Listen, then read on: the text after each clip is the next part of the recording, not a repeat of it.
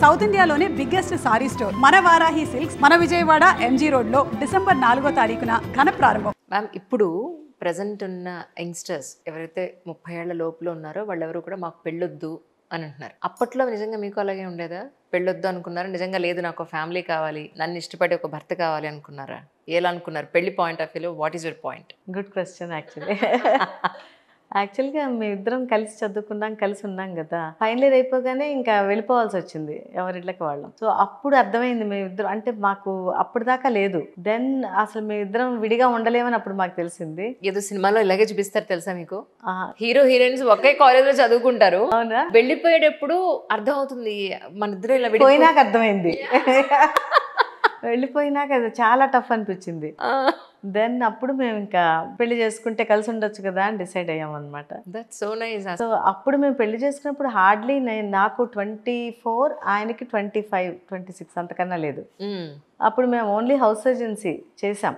So పెళ్లి చేసుకున్నాక then we started preparing for PG. ఇద్దరం పీజీ ఎంట్రన్స్కి ప్రిపేర్ అవుతా ఉన్నాము. అప్పుడు నేను కన్సీవ్ అయ్యా, 9th month ప్రెగ్నెంట్ నేను. సో ఆయనకి ఫస్ట్ అటెంప్ట్లో ఆయనకి 3rd ర్యాంక్ వచ్చింది AP entrance. So he join PG. నేను 9th month ప్రెగ్నెన్సీలో నేను ఎంట్రన్స్ రాశాను. సో నేను ఎంట్రన్స్ రాయటానికి వెళ్ళినప్పుడు మా ప్రొఫెసర్స్ అందరూ నాకు సపరేట్ చైర్ టేబుల్ వేశారు. ఎందుకంటే ఆ చైర్లో నేను పట్టను. And one of my professor was saying, ఎందుకమ్మా నువ్వు ఇంత ఈ టైంలో అవసరమా అని అన్నారు. బట్ స్టిల్ నేను ఎంట్రన్స్ రాస్తే నాకు స్టేట్ 2nd ర్యాంక్ వచ్చింది. చూడండి, పెళ్లి చదువుకి అస్సలు అడ్డే కాదు. ఇంకా బాగా చదివాం ఇద్దరం, చాలా హార్డ్ వర్క్ చేసాం. అండర్స్టాండ్. సో చేసినాక ఇద్దరికి పీజీ సీట్లు in Osmania 2nd and 3rd ranks. అసలు అప్పట్లో 7 సీట్లే ఉండే ఉస్మానియాలో. ఆ 7 సీట్లో 2 సీట్లు మాకే వచ్చినాయి. ఆ 2 సీట్లు 2nd, 3rd మళ్ళీ ఆ 2 సీట్లతో చేసి చేస్తున్నప్పుడే నాకు డెలివరీ అయింది. అంటే పీజీ ఎంట్రన్స్ అవ్వగానే డెలివరీ అయిపోయింది పెద్ద పాప. సో 3rd month తనకి రాగానే నేను oral and maxillofacial surgery, toughest branch Osmania. I have to go to the theatre, అక్కడ సర్జరీస్ చేయాలి, మళ్ళీ back to college, night duties ఉంటాయి, ఇవన్నీ ఉన్నాయి. సో అవన్నీ చేశాను. ఆయనేమో నైట్ అంతా కూర్చొని చదువుకుంటా, మా పాప రాత్రి గొడవ చేస్తుంటే అలా తిప్పేవాళ్ళము, పడుకోబెట్టేవాళ్ళం, మళ్ళీ చదువుకునేవాట్లా పీజీ కంప్లీట్ అయింది. సో ఆ పీజీ అప్పుడే నేను ఏపీపీఎస్సీ ఎగ్జామ్ రాసా. ఆ ఎగ్జామ్లో మళ్ళీ నాకు మంచి ర్యాంక్ వచ్చి నాకు I joined in Osmania as assistant professor. Same కాలేజ్లో under grad, post graduation, then assistant professor in the same college. So I work there for 7 years. And then ఈలోపు ప్రైవేట్ ప్రాక్టీస్ కూడా స్టార్ట్ చేసాము. 3-4 బ్రాంచెస్ ఉన్నాయి. And అన్ని బ్రాంచులు చూస్తా ఒక పక్క కాలేజ్కి వెళ్తా, అట్లా మల్టీ టాస్కింగ్ చేసాం ఇద్దరం. అట్ ద సేమ్ టైం పిల్లలది మంచి స్కూల్, గీతాంజలి స్కూల్లో జాయిన్ చేసాం. సో వాళ్ళిద్దరూ మాతో పాటు మేము చదువుకుంటుంటే వాళ్ళు కూడా చదువుకుంటూ ఉండేవాళ్ళు. And they are well discipline kids ఆ పాపలిద్దరు. సో వాళ్ళు మీ ఇద్దరి రెప్లికానే వాళ్ళు అబ్సల్యూట్లీ, ఎందుకంటే మీ ఇద్దరు చాలా డిసిప్లిన్గా ఉంటారు, నాకు తెలుసు ఆ విషయం. అలా వాళ్ళు కూడా మాతో పాటే మేము ఇట్లా 6 monthsకి ఒకసారి ట్రిప్పులకి వెళ్ళేవాళ్ళం, వాళ్ళతో ఉండేవాళ్ళం. అట్లా వి 4 are టుగెదర్ అన్నిట్లో. అలా అలా జర్నీ. అంటే అది నాకు పెద్ద కష్టం అనిపించలేదు అంజలి, యాక్చువల్గా చెప్పాలంటే. ఎందుకంటే సారు నేను కలిసే ఉన్నాం. ఇప్పుడు క్లినిక్కి వెళ్ళినా అది ఏదో వర్క్ ప్లేస్కి వెళ్తున్నట్టు అనిపించేది కాదు. కొన్నిసార్లు 3 అయ్యేది, 4 అయిపోయేది క్లినిక్లో ప్రొసీజర్స్, కానీ ఇద్దరికి అసలు ఏం అనిపించేది కాదు. అట్ ద సేమ్ టైం కాలేజ్లో పీజీ అంటే ఇద్దరం కలిసి వెళ్ళేవాళ్ళం, కలిసి వచ్చేవాళ్ళం. అట్లా మొత్తానికి కష్ట సుఖాలు అసలు కష్టం అనిపించలే, సుఖమే. ఇద్దరు కలిసే ఉన్నారు, అందుకని ఏది కష్టంగా లేదు మీకు అనిపించలే. అది ట్రూ ట్రూ ట్రూ. సో యాక్చువల్గా ఈయన గుంటూరులో హెచ్ఓడి చేశారు. అవును అవును. సో నేను ఉస్మానియాలో రిజైన్ చేసి ఆయన ఎటు వెళ్తున్నారు కదా, నేను అక్కడ ఓరల్ సర్జరీలో జాయిన్ అయ్యా అది కొన్ని రోజులు. సో అక్కడ కూడా కలిసి ఉండొచ్చు కదా అది. అట్లా రైట్ రైట్. డెంటల్ హాస్పిటల్స్లో కూడా డాక్టర్స్ మధ్య లేదా క్లినిక్స్ మధ్య చాలా కాంపిటీషన్ పెరిగిపోయింది. కరెక్ట్గా చెప్పాలి అంటే మీరు చూస్తేనేమో నేను ఇంతవరకు ఏ సెలబ్రిటీని మీరు పిలిచి దీన్ని మార్కెటింగ్ చేసుకుందాం అన్న పాయింట్లో మీరు ఏ రోజు చేయలేదు. ఎంతోమంది పెద్దవాళ్ళ మీ దగ్గరికి వచ్చినా కనీసం ఒక ఫోటో కూడా ఎక్కడ పోస్ట్ చేయరు మీరు. సో న్యూ కమర్స్కి మీరు ఇచ్చే అడ్వైజ్ ఏంటి? యాక్చువల్గా బాగా అడిగామమ్మా. ఎంతోమంది పెద్దవాళ్ళు వచ్చినా నేను వాళ్ళ ఫొటోస్ తీసుకుని అది వాళ్ళ ప్రైవసీకి ఇది నేను అందుకే ఎప్పుడు పెట్టను. సో వచ్చారని కూడా నేను ఎవరితో అనరు. పేషెంట్స్ ఎవరు వచ్చారు ఏంటి, పేషెంట్ పర్సనల్గా నేను ఎవరి దగ్గర డిస్కస్ చేయను. ఒకే ఇంట్లో అంటే ఒక ఫ్యామిలీ ఫ్రెండ్స్ ఇద్దరు వచ్చినా వీళ్ళు వచ్చారని వాళ్ళతో కూడా ఎప్పుడు చెప్పలేదు. సో అది మాకు కొన్ని ఎథిక్స్ ఉంటాయి. ఎన్ని ఏపీ వచ్చినా వాళ్ళతో ఫోటో దిగి నేను ఎక్కడ పోస్ట్ చేయలేదు.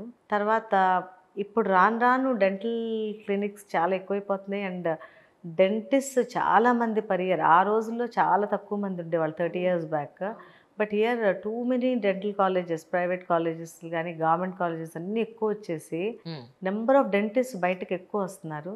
సో వాళ్ళు ఏంటంటే ఫస్ట్ మెయిన్ ఏం చేయాలంటే పేషెంట్ని ఎట్లా ట్రీట్ చేయాలనేది వాళ్ళ ఎఫిషియన్సీని ఫస్ట్ టెస్ట్ చేసుకోవాలి. ఏదో మాకు డిగ్రీ వచ్చేసింది నేను ప్రాక్టీస్ పెట్టేసి దెన్ పబ్లిసిటీ తోటి నేను రన్ చేస్తాను, లేకపోతే ఇన్ఫ్రాస్ట్రక్చర్ తోటి రన్ చేస్తాను, అవన్నీ తప్పు. First how efficient are we అనేది వాళ్ళు చూసుకోవాలి. ఆ ఎఫిషియన్సీ ఉన్నప్పుడు then they have to go ahead. వెళ్ళినప్పుడు ఏం చేయాలంటే ఎక్కువ ఓవర్ రైట్స్ లేకుండా చూసుకోవాలి. ఇప్పుడు క్లినిక్లో మనం పెట్టాలంటే చాలా ఇన్ఫ్రాస్ట్రక్చర్ ఎంతన్నా తీసుకొచ్చి పెట్టవచ్చు. సో అది మళ్ళీ బర్డెన్ అవుతుంది. కాబట్టి ఫస్ట్ పేషెంట్ని డెవలప్ చేసుకోండి. మనం క్లయింటెల్ డెవలప్ చేసుకున్నాక దెన్ స్లోగా మీరు ఇన్ఫ్రాస్ట్రక్చర్ పెంచుకుంటూ ఉండండి. సో ఒకేసారి మీరు ఇన్వెస్ట్మెంట్ పెట్టేసి ఒకేసారి మీరు మంత్లీ అవన్నీ కూడా బేర్ చేయలేక చాలామంది ఇబ్బంది పడతాను నేను చూశాను. సో బిగినర్స్ అందరూ చాలా జాగ్రత్తగా ఏ ఏరియాలో పొటెన్షియల్ ఉంది డెంటిస్ట్కి అనేది చూసుకోండి. చూసుకుని స్టడీ చేసి స్లోగా స్టార్ట్ చేయండి. స్టెప్ బై స్టెప్ ఇంక్రీజ్ చేసుకుంటూ వెళ్ళండి. సో నా అడ్వైజ్ ఏంటంటే ఈ అప్కమింగ్ డెంటిస్ట్లకి ఫస్ట్ పేషెంట్ని మీరు చాలా జాగ్రత్తగా హ్యాండిల్ చేయాలి. ఒక్కొక్క పేషెంట్ని మీరు చాలా క్లోజ్గా వాళ్ళతో ఒక బాండింగ్ అనేది రావాలి. పేషెంట్ డాక్టర్ రిలేషన్, పేషెంట్తో మీకు ఒక బాండింగ్ వస్తే ఆ పేషెంట్ ఇంకా మిమ్మల్ని వదిలి ఎక్కడికి వెళ్ళరు. స్లోగా అట్లా క్లయింటెల్ డెవలప్ చేసుకుంటా దెన్ మీ ఇన్ఫ్రాస్ట్రక్చర్ కూడా డెవలప్ చేసుకుంటా ఉండండి. సో ఒకేసారి మీరు చాలా మనీ పెట్టేసేసి మీరు రన్ చేయలేక పేషెంట్లకి మళ్ళీ ఆ ఫీజు మీరు ఎక్కువ కన్సల్టేషన్స్ ఛార్జ్ చేసి అట్లా చాలా ఇబ్బంది పడుతూ ఉంటారు. కాబట్టి ప్రతి పేషెంట్ని మీరు నీట్గా డీల్ చేసి వాళ్ళకి ప్రాబ్లం లేకుండా అట్లా స్టెప్ బై స్టెప్ పేషెంట్స్ని పెంచుకుంటూ వెళ్ళండి. Word of mouth is more important than publicity. నేను 33 yearsలో ఎప్పుడు పబ్లిసిటీ అనేది ఇవ్వలేదు. సో నేను వర్డ్ ఆఫ్ మౌత్ ఒకళ్ళ నుంచి ఒకళ్ళు వచ్చిన వాళ్ళు ఎక్కువ ఉంటారు. అట్ ద సేమ్ టైం నేను ఇట్లాంటి మోటివేషన్ ఎడ్యుకేషన్ ప్రోగ్రామ్స్ ఎక్కువ చేస్తుంటాను. సో పేషెంట్స్కి ఎట్లా వాళ్ళకి ఏమేమి ప్రాబ్లమ్స్ ఉన్నాయి, ఏ ప్రాబ్లమ్స్ ఉంటే ఎక్కడికి వెళ్ళాలి అట్లా నేను చేశాను. సో అలా స్లోగా మీకు మీరే ఒక మీ వాల్యూని మీరు పెంచుకోండి. అట్ ద సేమ్ టైం అప్పుడు స్లోగా మీరు ఇప్పుడు ఏదన్నా మీరు ట్రీట్మెంట్ చేయాలంటే అంత పెద్ద ఇన్ఫ్రాస్ట్రక్చర్ లేకపోయినా కూడా the best treatment you can give to the patient. Correct. అది వాటి మీదే మీరు డిపెండ్ అయ్యి ట్రీట్మెంట్ ఇవ్వాలి అని మీరు అనుకోవద్దు. సో టోటల్గా ఒక మంచి ర్యాపో విత్ ద పేషెంట్ ఉండాలి. పేషెంట్ మిమ్మల్ని ఎప్పుడూ మర్చిపోకూడదు. మీరు చేసిన ట్రీట్మెంట్ వాళ్ళకి years together what ever you do in there mouth అది వాళ్ళు డికేట్స్ కొద్దీ వాళ్ళ నోట్లో ఉంటుంది. మీకు అది ఒక 10 minutes పని, కానీ వాళ్ళ నోట్లో ఫర్ ఎవర్ ఉంటుంది. కాబట్టి వాళ్ళు మిమ్మల్ని మంచిగా గుర్తు తెచ్చుకోవాలి. ఎవరన్నా చాలామంది పేషెంట్స్ నేను తింటున్నప్పుడు మీరే గుర్తొస్తారు అని చెప్తా ఉంటే ఐ ఫీల్ సో హ్యాపీ. ఏదైనా నేను ఫంక్షన్స్కి వెళ్ళినప్పుడు నేను వాళ్ళు తింటున్నానంటే మీ వల్లే అని అంటూ ఉంటారు. సో అట్లా మీరు కూడా మీరు చూసే అరగంట ఆ పేషెంట్ని వాళ్ళ జీవితాంతం వాళ్ళ వాటితో ఉండాలి. కాబట్టి ది బెస్ట్ మీరు చేయండి. మీరు చేయలేకపోతే చేసే వాళ్ళని పిలుచుకోండి మీ క్లినిక్స్కి. అంతేగాని మీరు ఆ నిమిషాన్ని పేషెంట్ని చూసుకుని ఆ తర్వాత ఇంకా పబ్లిసిటీ అయితే ఇంకా ఎక్కువ వస్తారు, అది తప్పు. సో మీరు మీ మీద డిపెండ్ అవ్వండి. మీరు పేషెంట్ని మంచిగా ఎడ్యుకేట్ చేయండి. Number of patients word of mouth ద్వారా ఎక్కువ తీసుకోండి. మినిమమ్ మెయింటెనెన్స్ అండ్ మినిమం ఇన్ఫ్రాస్ట్రక్చర్తో స్టార్ట్ చేసి స్లోగా పెంచుకుంటూ వెళ్ళండి.